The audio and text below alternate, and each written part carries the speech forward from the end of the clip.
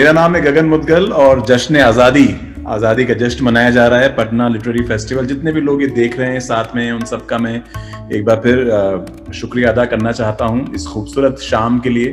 اور ابھی تو یہ شروعات ہے.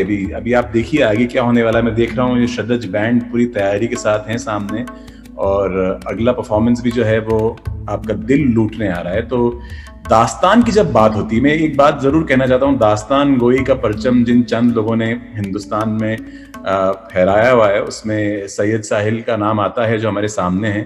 اور ایک زمانے میں کہا جاتا تھا کہ یار کوئی کہانی سنا رہا ہے تو ہم سنتے ہیں. کچھ لوگ اس میں کھو جاتے تھے, کچھ لوگ کہیں چلے جاتے تھے, لیکن جب ساحل پرفارم کرتے ہیں تو ایک تو اتنے ٹیلنٹڈ ہیں اور گڈ لکنگ بھی ہے تو لوگوں کی نظر ان کو سے جاتی نہیں ہے. اور آپ دیکھیے سیٹنگ بھی اتنی خوبصورت کی, مجھے لگ رہا ہے کہ یہ تو بہت ہی زبردست کہیں سیٹ پہ بیٹھے ہیں. بہت زیادہ انتظار میں کر رہا ہوں کہ ان کا پرفارمنس میں دیکھوں. اور اس کے پہلے دلاور صاحب کا ایک شعر مجھے یاد آ رہا ہے, تم خود ہی داستان بدلتے ہو دفتن, تم خود ہی داستان بدلتے ہو دفتن, ہم ورنہ دیکھتے نہیں کردار سے پرے, ہم ورنہ دیکھتے نہیں کردار سے پرے. تو تالیوں کے ساتھ ساحل صاحب آپ کا میں استقبال کرتا ہوں. آپ کی داستان سننے کے لیے ہم تیار ہیں. بہت بہت سواگت. بہت بہت شکریہ خواتین و حضرات. بہت شکریہ پٹنہ لٹریچر فیسٹیول کا, ادے پور ٹیلز کا, سشمتا سانگا جی کا, سلیل صاحب کا, آپ سب کا بہت بہت شکریہ کہ آپ تشریف لائے. کہ آج ذکر اور جشن ہندوستان کی آزادی کا یہ 75 برس, تو کچھ ذکر کریں گے اس آزادی کی جد و جہد کا, اور اس کے بعد ہم ذکر کریں گے کیا ہے یہ لٹریچر جس کا جشن ہے.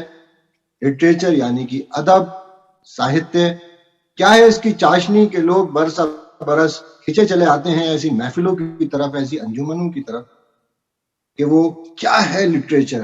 صرف گانا, داستانیں سنانا, قصے سنانا ہی لٹریچر تو نہیں, کیا یہی لٹریچر ہے؟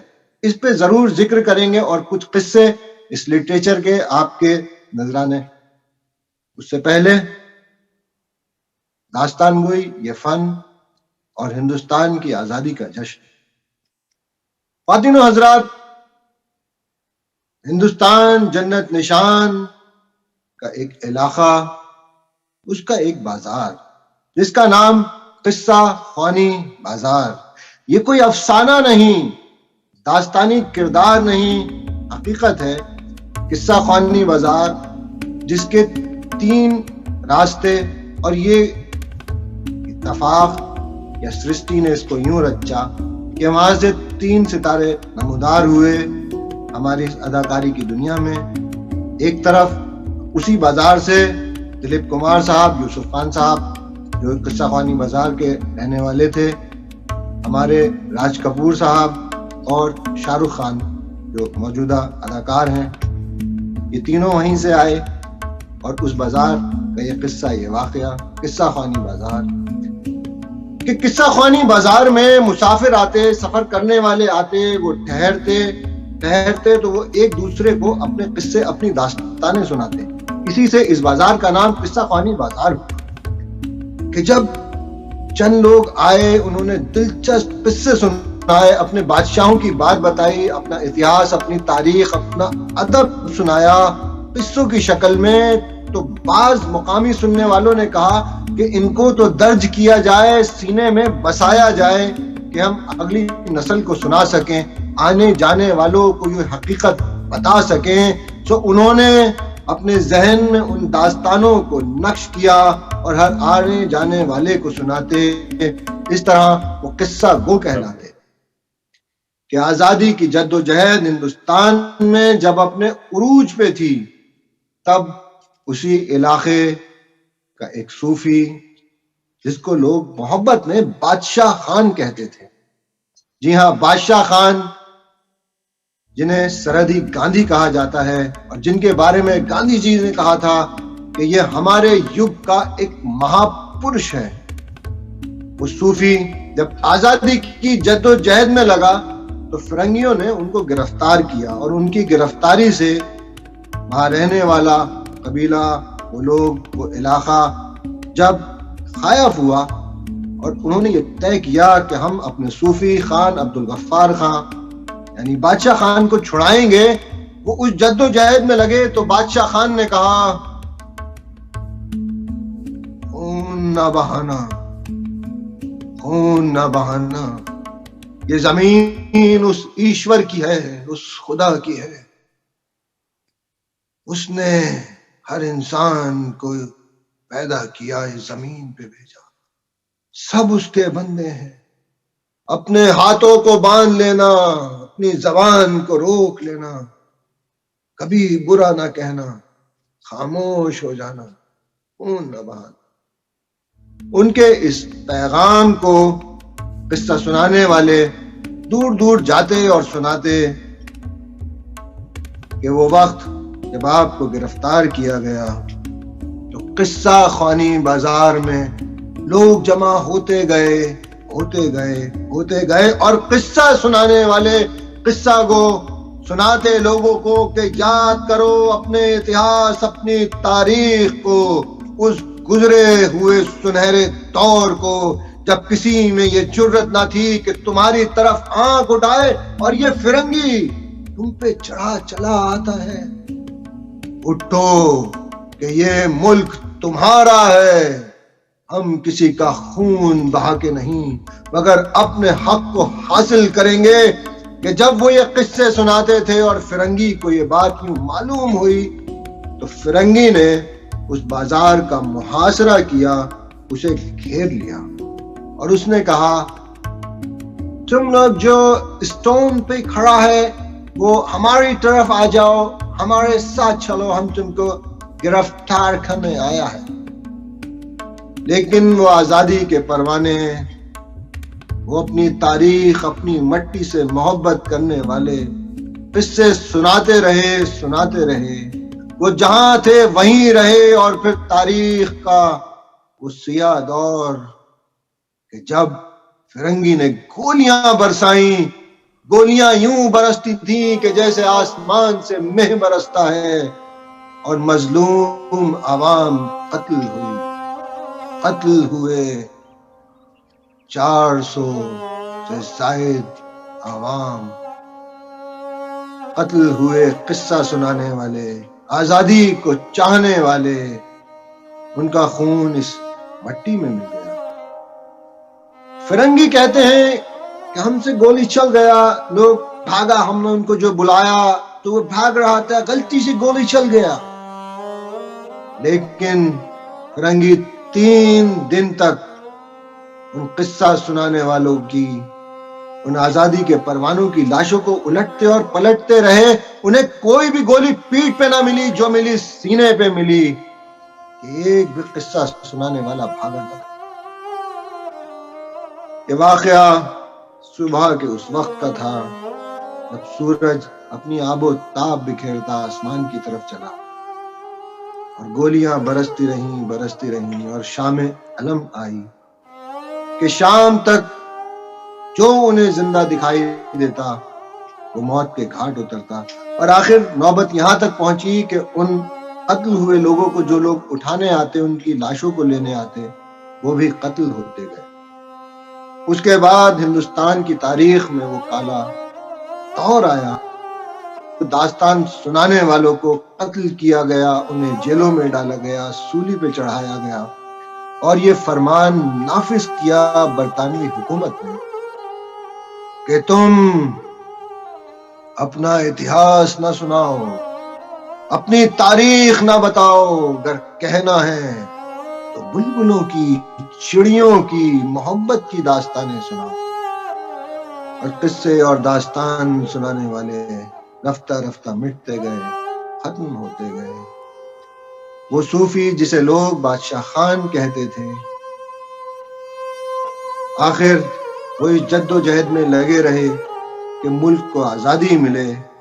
ملک کو آزادی ملی تو وہ اس غم سے لاحق ہوئے کہ یہ ملک تقسیم نہ ہو، یہ ملک کبھی نہ بٹے، یہ تو ایک دل ہے اور دل پہ لکیر ہے۔ اسی حوالے سے وہ سرحدی گاندھی کہلائے، مگر وہ صوفی تمام عمر اس جد و جہد میں رہا کہ لوگوں کو جوڑتا رہے، ایک کرتا۔ آخر نیتی کو جو منظور تھا، آنے والے وقت میں خان عبد الغفار خان کو بھارت رتن دیا گیا، لیکن کس قدر افسوس کہ وہ جس خطے میں تھے وہاں ان کے زندگی کے آخری دن قید میں گزرے، جیل میں گزرے، ان پہ کئی الزامات لگائے گئے، اور رفتہ رفتہ تاریخ اس صوفی کو بھول گئی جو صرف ایک پوٹلی لے اپنے ساتھ چلتا تھا جس میں صرف ایک جوڑی کپڑا ہوتا تھا۔ اور خان عبد الغفار خان کی ایک دلچسپ بات کے ساتھ اس قصے کا اختتام کہ خان عبد الغفار خان جب ہندوستان آئے اور اندرا گاندھی نے خاص طور سے ایک جہاز بھیجا ان کو لانے کے لیے، وہ جب جہاز سے اتر رہے تھے ان کے ہاتھ میں ایک پوٹلی تھی۔ جب اندرا گاندھی نے ہاتھ بڑھا کے ان سے کہا کہ یہ مجھے دے دیجئے تو انہوں نے کہا کیا یہ بھی ہم سے لے لو گے؟ اندرا گاندھی کی آنکھوں میں آنسو آ گئے۔ جب راجیو گاندھی نے ان سے دیر عرصے بعد کہا کہ آخر اس پوٹلی میں کیا ہے، تو سامعین یہ ہے ہمارا ادب، ہماری تہذیب کہ جو شخص ایک دیوار تھا، ایک چٹان تھا، اس کی زندگی کتنی سادہ تھی۔ خان عبد الغفار خان نے کہا کہ اس میں میرا ایک جوڑی لباس ہے اور یہ جو کپڑا ہے یہ میرا بستر بند ہے، یعنی کہ جب میں نہاتا ہوں تو اس کپڑے کو اپنی کمر پہ باندھ لیتا ہوں، جب نہا کے نمٹتا ہوں تو اسے دھو کے سکھا دیتا ہوں، رات میں اسے پہن کے سو جاتا ہوں، جب بازار جاتا ہوں تو اس میں سبزی لے آتا ہوں، اور جب خالی وقت میں نماز پڑھتا ہوں تو اسے اپنی جائے نماز بنا لیتا ہوں، وضو کرتا ہوں، ہاتھ منہ دھوتا ہوں تو اس سے اپنے جسم کو سکھا لیتا ہوں، جب دھوپ ہوتی ہے تو اپنا سائبان بنا لیتا ہوں، اور کبھی جنگل میں ہوتا ہوں تو اسے بچھا کے سو جاتا ہوں۔ یہ میری زندگی کا سرمایہ ہے۔ ایسے ہی خوبصورت لوگ اتہاس کے ورق میں کہیں کھو گئے اور دفن ہو گئے، ایسے ہی قصہ سنانے والے جنہوں نے ملک کے لیے شہادت دی، آج ان کا کہیں نام و نشان نہیں ملتا، ان کا ذکر نہیں ہوتا کہ آج تو ملک آزاد ہے، انسان خود کو پرماتما کہے، مہان آتما کہے، لیکن کچھ ذکر ان کا بھی کرو یارو جو تاریخ راتوں میں مارے گئے، کچھ ذکر ان کا بھی کرو یارو جو تاریخ راتوں میں مارے گئے، جن کی قبروں کا کوئی نشان نہیں، جن کا کوئی کہنے کوئی سننے والا نہیں، جن کی کوئی داستاں نہیں، جن کا کوئی قصہ نہیں، کچھ ذکر ان کا بھی کرو یارو، کچھ ذکر ان کا بھی کرو یارو، کچھ ذکر ان کا بھی کرو یارو۔ بہت بہت شکریہ سامعین، یہ ذکر تھا ان کھوئے ہوئے ہمارے ہیروز کا جن کا آج ذکر ملنا مشکل ہے۔ اب ذکر کہ کیا ہے، یہ ادبی میلے، یہ لٹریچر فیسٹیول کے لوگ جو درجوں بندھے چلے آتے ہیں، اور یہ کہکشا، یہ ستاروں کی انجمن کہ جسے لوگ بار بار دیکھنا چاہتے ہیں، سننا چاہتے ہیں، جاننا چاہتے ہیں کہ آخر یہ ہے کیا، تو یہ آخر ہے کیا۔ چلتے ہیں ہندوستان کی سرحد سے ذرا پار کہ ایک صوفی، ایک شاعر جس کا نام فردوسی ایک شاعر جس کی زندگی آرام سے گزر رہی تھی، چین سے گزر رہی تھی، کہ وہ دور تھا ایران میں محمود غزنوی کا۔ محمود غزنوی کو جب یہ علم ہوا کہ ہمارے ملک میں ایک ایسا شاعر ہے کہ جب وہ شعر کہتا ہے تو وہ لوگوں کے دل تک اتر جاتے ہیں اور وہ دیر تک ان کے ذہنوں میں تازہ رہتے ہیں، تو محمود غزنوی نے شاعر کو بلایا اور کہا، فردوسی، ہمیں معلوم ہوا ہے تم عمدہ قصے کہتے ہو، اچھی شاعری کرتے ہو، ہم چاہتے ہیں تم ہماری زندگی لکھو، اس ملک کی تاریخ کو لکھو، ہمارا ذکر تو تم لازماً کرو گے ہی،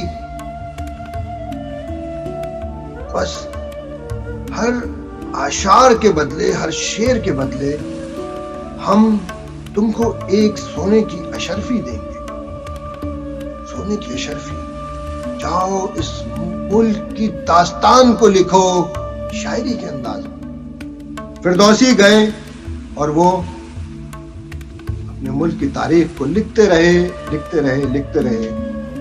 آخر 30 برس میں انہوں نے 60,000 اشعار لکھے، شعر لکھے، اور وہ لکھ کے جب بادشاہ کے پاس پہنچے، انہیں پیش کیے.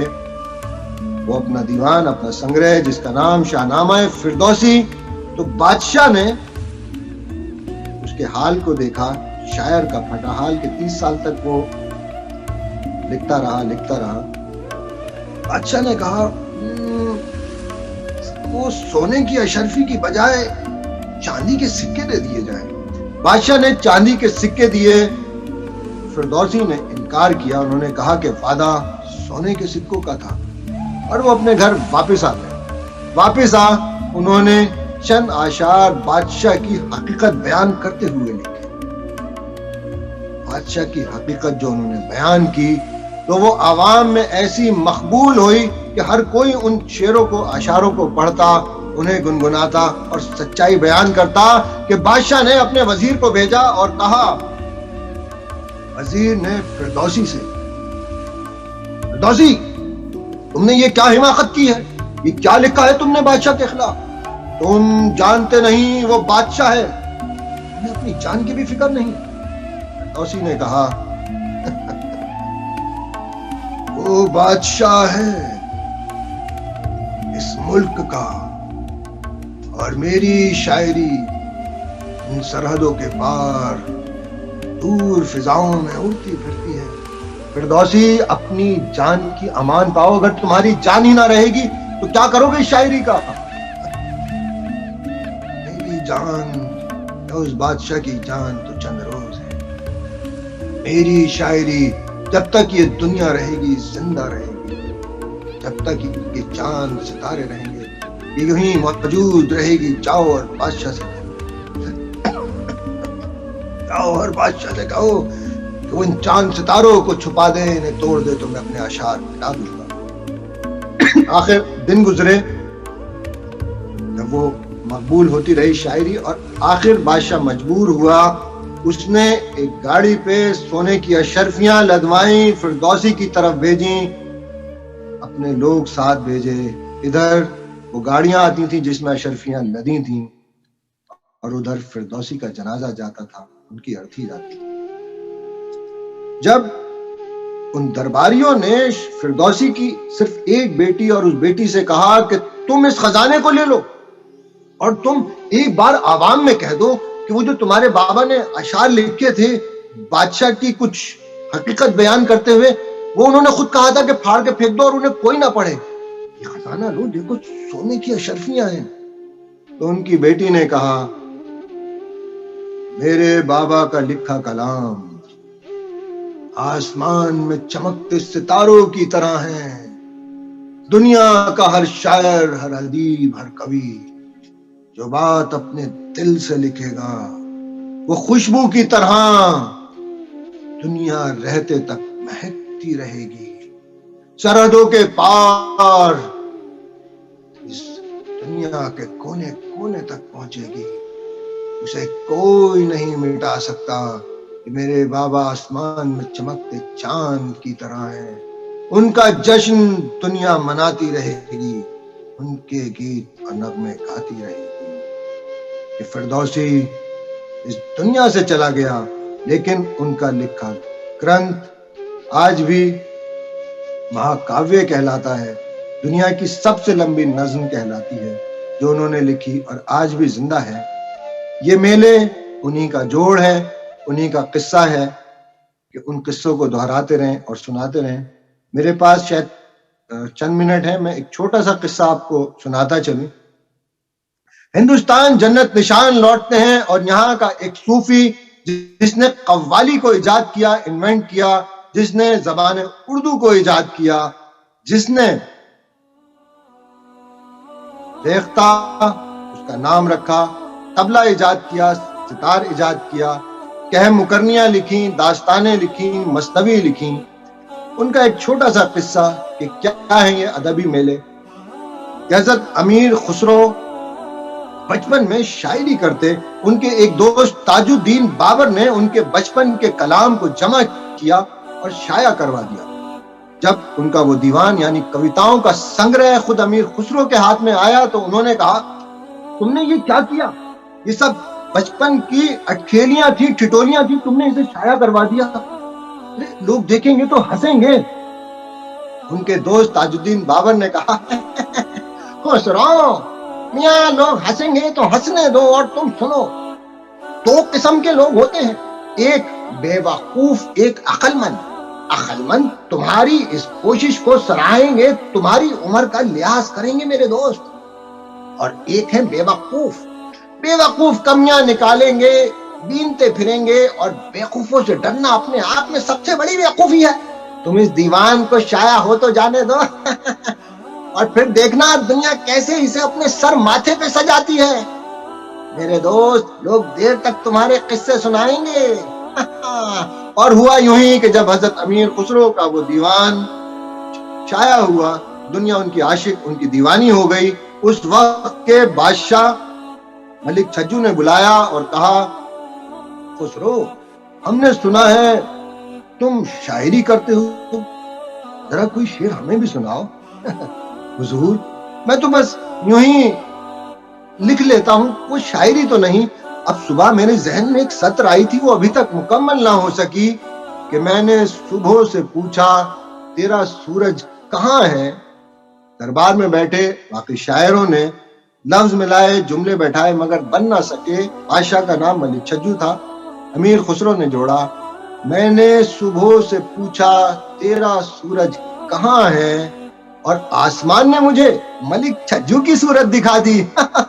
بادشاہ بڑا خوش ہوا اپنی اس تعریف کو سن کے، اور اس نے حضرت امیر خسرو کو اپنا درباری شاعر منتخب کیا۔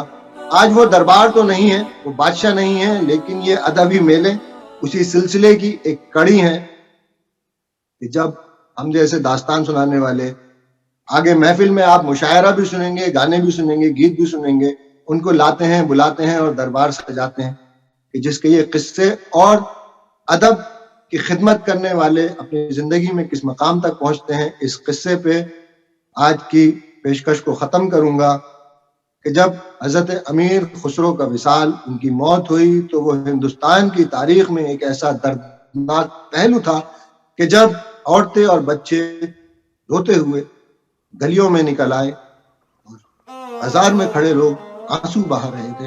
حضرت امیر خسرو نے اس ہندوستان کی داستان کو لکھا، دکھیا دلوں کی داستانیں لکھی۔ ہندوستان میں بادشاہ بدلتے رہے، 7 بادشاہ آئے، لیکن امیر خسرو درباری شاعر رہے۔ یہ ادب، ساہتیہ، لٹریچر کی خدمت کرنے والے لوگ جب حضرت امیر خسرو کی موت کی اطلاع اس وقت کے دربار میں پہنچی، بادشاہ کے پاس پہنچی، تو اس وقت کا شہزادہ فیروز شاہ تغلق، بھلے آج ہم ان کو ظالم کہیں، جابر کہیں، لیکن وہ لوگ وہ تھے جنہوں نے تاریخ وقت کی آنکھوں میں جھانک کے آنے والے دور کو دیکھ لیا تھا۔ فیروز شاہ تغلق نے کہا ہم امیر خسرو، اس مہان کبھی، اس گنگا یمنا تہذیب کے علمبردار کے جنازے اس کی ارتھی کے پیچھے چلیں گے۔ اسے سن درباریوں نے کہا حضور آپ شہزادے ہیں، شاید آپ آنے والے وقت میں دہلی کے بادشاہ بنیں، یقیناً آپ بادشاہ بنیں گے، لیکن بادشاہ کبھی کسی کی ارتھی کے پیچھے نہیں چلتے، وہ تو وہاں پہنچ جاتے ہیں جہاں پہنچنا ہوتا ہے۔